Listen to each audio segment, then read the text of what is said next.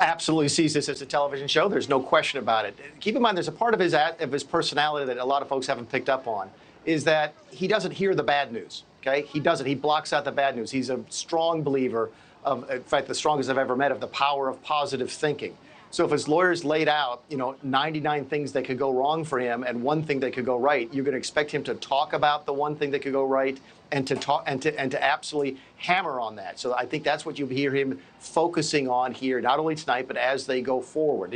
I didn't talk to anybody. I didn't give this to anybody. The Chinese didn't get this, and he'll hammer on that again, again, and again. He'll try and figure out a way to turn that into the narrative. The man is excellent at controlling his own narrative. We saw here again with this indictment that he got ahead of the Department of Justice, just as he did in Manhattan when he got ahead of the DA. And he was the one who broke the announcement on his indictment. He did that on purpose. That was a made for television, made for social media type of event. So my guess is, and it's an educated guess, is what you'll see tonight and what you'll see going forward is turning this into reality TV. He grew up watching O.J. Simpson. He's going to want to figure out a way to make this the next big thing from a ratings perspective. Yeah, look, we said it during the first indictment in New York, that when you were watching the Suburbans go to and from the courthouse, everyone thought of the white Ford Bronco. He did the job I did in the White House. President Trump I just want to stop did. you real quick. So this is the motorcade departing. These would be either deputies from Miami-Dade or Florida Highway Patrol that are closing off the highways for President Trump's departure. The pool that travels with the former president for big events. He doesn't have a formal press pool in the way the current president of the United States always does. They report that they are holding outside of the courthouse in the vans, although that was a couple of minutes ago. So now we're starting to see some movement. Johanna, but go ahead. Yeah, this was the job of orchestrating all of this coverage was always a staff job. And what I saw of President Trump is he knows how to control the cameras like no one else. Not only did he follow O.J. Simpson, he had his own reality TV show. And so he is getting things that we paid huge amounts of money for in the Obama campaign to try to get primetime coverage. And so he knows how to manipulate this. And if we're not careful, the media falls prey to him every single time. But the media cannot not cover the arraignment of the former president. Right. I understand that. Right? Yeah.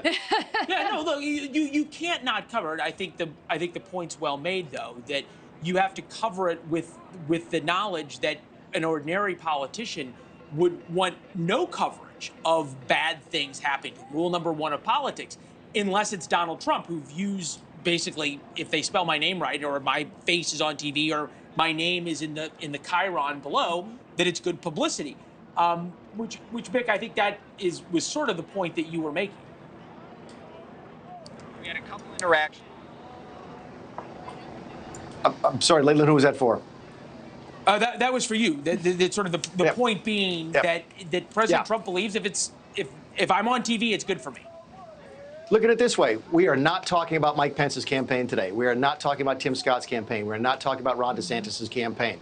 He's going to figure out a way to simply suck all of the oxygen out of the room as he goes into the Republican primary. It's one of the reasons I think this bizarre sort of occurrence actually makes him more likely to be the Republican nominee for president, not less likely. It's going to be very difficult for anybody to break through. Mick, I'm just going to interrupt you real quick. So we're seeing the first of the Secret Service SUVs head out of the courthouse, then to the airport and off to Bedminster, New Jersey for a speech. You think about just the timing here. The speech is supposed to be at about 8:15 this evening.